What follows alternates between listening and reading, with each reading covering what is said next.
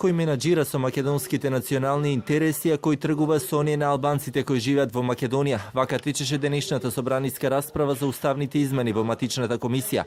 Откако пратеничката Сонја Мираковска изрази жалење за тоа што на расправата не се присутни опозицијските пратеници од ВМРО ДПМН, укажувајќи на тоа дека амандманите ги штитат националните интереси, пратениците од албанскиот опозицијски блок пак реагираа дека дел од уставните амандмани прават поделба меѓу македонците и останатите граѓани кои живеат на оваа територија, алудирајќи конкретно на амандманот 33, кој се однесува на името Република Северна Македонија и државјанството.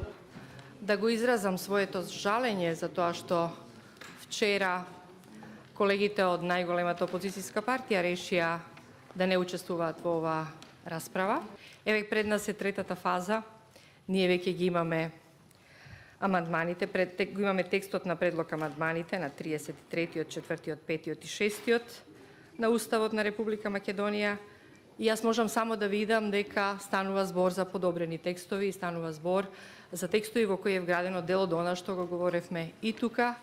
Отворете преамбулата, покажувајќи равноправност меѓу сите граѓани и сите народи. Граѓани на Република Македонскиот народ, албанскиот народ, турскиот, српскиот, ромскиот народ и сите други народи кои се наброени во Уставот.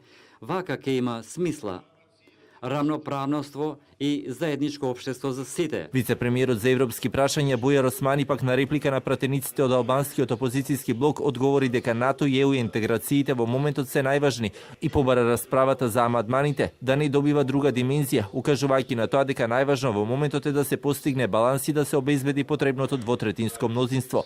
На репликите на пратениците од албанскиот опозицијски блок возвратија и пратениците Самка Ибраимовски, но и Панчо Минов, кој рече дека договорот од Преспа, кој всушност ги предизвикал овие уставни измени и не е така лошо решение, но мора внимателно да се следи секој чекор пред да се донесе било каква одлука. Вие може да имате многу убави амандмани и најдобри амандмани, но ако тие амандмани немаат 80 гласа, тогаш процесот ќе потврли и клучниот приоритет ќе ви потврли како држава, но и како граѓани на разни заедници, а тоа е нашето членство во НАТО.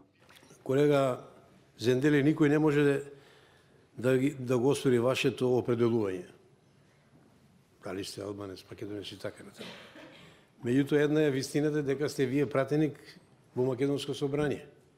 И тоа треба да го знаете, дека сте македонски пратеник од етничка албанска припадност. Бидејќи имаме едно големо оспорување и од соседите, имаме оспорување и од внатрешен фактор, опозиционен, и сега во таа тенка линија на бојазност по безбедноста и мирот во државата, ние го правиме овој потек во кој што гаранцијата е дека ова е единственото решение за стабилност и просперитет на Република Македонија. Расправата за 4 уставни амандмани во трета фаза почна вчера во матичната комисија. Тоа всушност представува и почеток на третата фаза, односно финална за уставните измени, откако претходеа и 5 јавни расправи кои донесоа измени во членовите 34 и 36.